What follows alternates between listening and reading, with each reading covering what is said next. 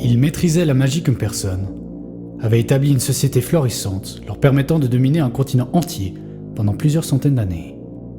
Pourtant, un peu plus de 1000 ans après leur arrivée, il ne restait plus un seul Eroniri à Kaleronir. Dans la vidéo d'aujourd'hui, nous allons revenir sur la chute des Eroniri.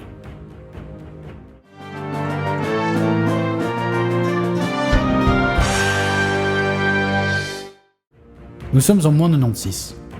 Les Eroniri dominent la grande majorité du continent de Kaleronir.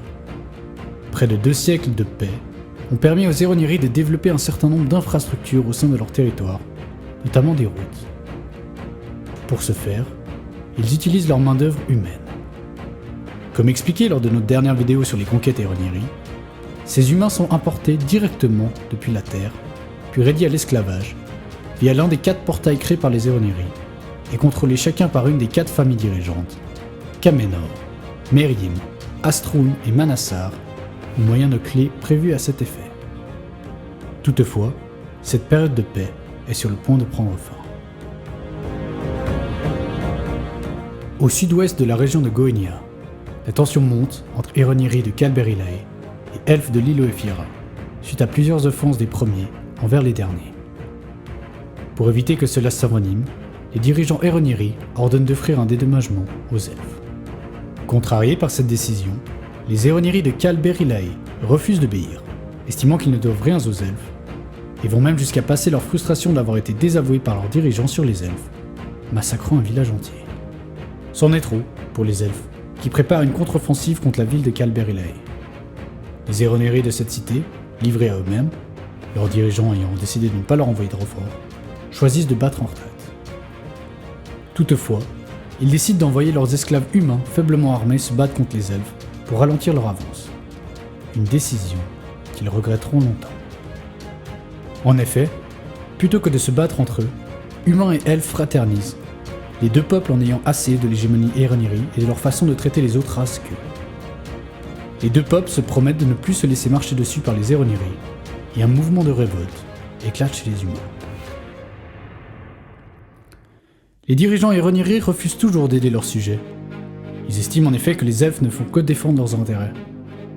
Avides de revanche, mais pas suffisamment puissants, les Asani, famille qui gouverne la ville de Kalberilae, doivent trouver un moyen de convaincre leurs dirigeants de se joindre au combat. Ils décident alors de révéler indirectement aux elfes un secret gardé depuis longtemps. Le portail grâce auquel les elfes ont pu être secourus près de 700 ans plus tôt n'a pas été créé par les Eroniri, mais juste trouvé par ces derniers. Ainsi, les Eroniri n'ont pas volontairement sauvé les elfes suite à leur appel à l'aide, ils se trouvaient juste au bon endroit, au bon moment. Cette révélation met en fureur les elfes, qui réalisent qu'ils ont été dupés durant tout ce temps. Ces êtres qu'ils pensaient semi-divins n'étaient qu'autres que des imposteurs, et les elfes estiment qu'ils doivent payer pour leurs mensonges. Les Sylvains d'Île Oefira décident alors de lever une armée et d'assiéger la ville d'Eleanae, ne laissant pas d'autre choix aux dirigeants Eroniri que de finalement agir, tel qu'espéré par les Asani. De nombreux renforts sont envoyés depuis les régions de Goenia et de Zorania, intimidant l'armée elfique qui bat en retraite avant même de combattre. Cependant, le départ d'un certain nombre de guerriers de Goenia va profiter aux humains, qui sont très nombreux dans cette région. Sous l'impulsion de leurs leaders Gerunt et Iana, ils vont prendre possession des villes Eroniri de Ignesae, puis Kalgoron. Afin de ne pas devoir combattre sur plusieurs fronts en même temps, les dirigeants Eroniri cherchent, sur conseil des gardiens, à faire une trêve avec les elfes afin de concentrer leur attention sur le soulèvement des humains. Cette initiative ne plaît en revanche pas à la famille Eroniri des Asani, qui reproche lors d'une séance au Sénat que les dirigeants se préoccupent plus de leurs propres intérêts que ceux de leur peuple, qui font preuve de faiblesse et qui ne sont plus dignes de diriger les Eroniri. Reproche approuvé par de nombreuses personnes présentes dans la salle. Courroucés par de tels propos, les dirigeants Eroniri ordonnent l'enfermement de la famille Asani. Mais, aussitôt que l'ordre est prononcé, des individus masqués et armés s'infiltrent dans l'assemblée et assassinent les représentants des familles Kamenor, Meryem et Manassar, laissant en vie le représentant Astrun. Ce dernier annonce alors que les Astrun seront la seule famille dirigeante avec le soutien des familles Asani, Enderil et Mokarasan, et et que les familles Kamenor, Merim et Manassar, ainsi que toutes les familles leur étant fidèles, sont désormais considérées comme ennemis du peuple Eroniri. Ce coup d'État marque le début d'une guerre civile, en moins 92.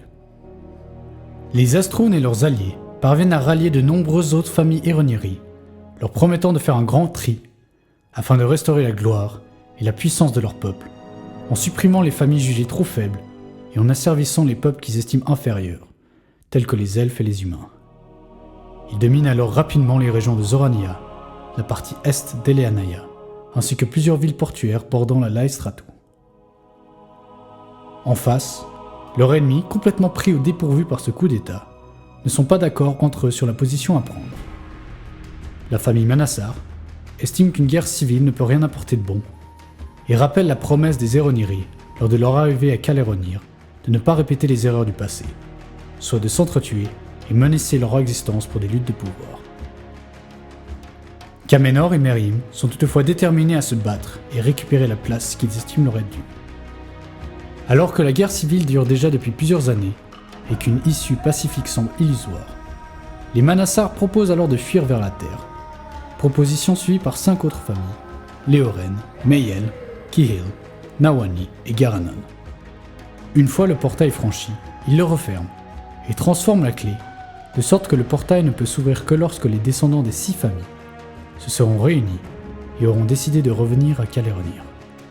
Puis, ils se dispersent dans différents pays de notre globe. À Kaleronir justement, la guerre civile est sur le point de connaître son dénouement.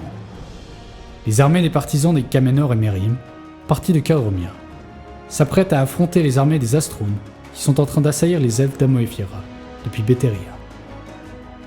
Les deux camps ont rassemblé toutes leurs forces pour la bataille décisive, bataille qui n'aura finalement jamais lieu. En effet, les gardiens, dans l'objectif de faire éviter le combat, vont causer un cataclysme dont l'ampleur dépassera leur contrôle, causant même la mort de l'un d'eux.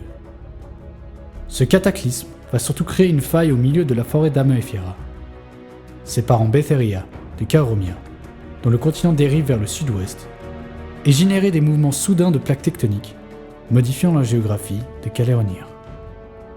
Ce cataclysme cause surtout la perte d'une grande partie des armées Eroniri, laissant les deux camps dans une situation précaire. Profitant de l'état de faiblesse de leur ancien maître, les humains prennent possession ou détruisent de nombreuses cités Eroniri et pourchassent les survivants. En moins d'eux, Kamenor et Merim fuient en bateau vers le sud, emmenant avec eux une gardienne. 2 ans plus tard, il ne semble plus rester de traces du moindre Eroniri à Kaleronir, marquant l'an 0 du calendrier humain et le début d'une nouvelle ère. Si vous avez aimé cette vidéo, n'hésitez pas à la liker, commenter et partager, ainsi que de nous faire part de vos éventuelles questions et remarques. Nous vous remercions pour votre soutien, et plus particulièrement nos membres Patreon, et nous vous disons à bientôt pour une prochaine vidéo.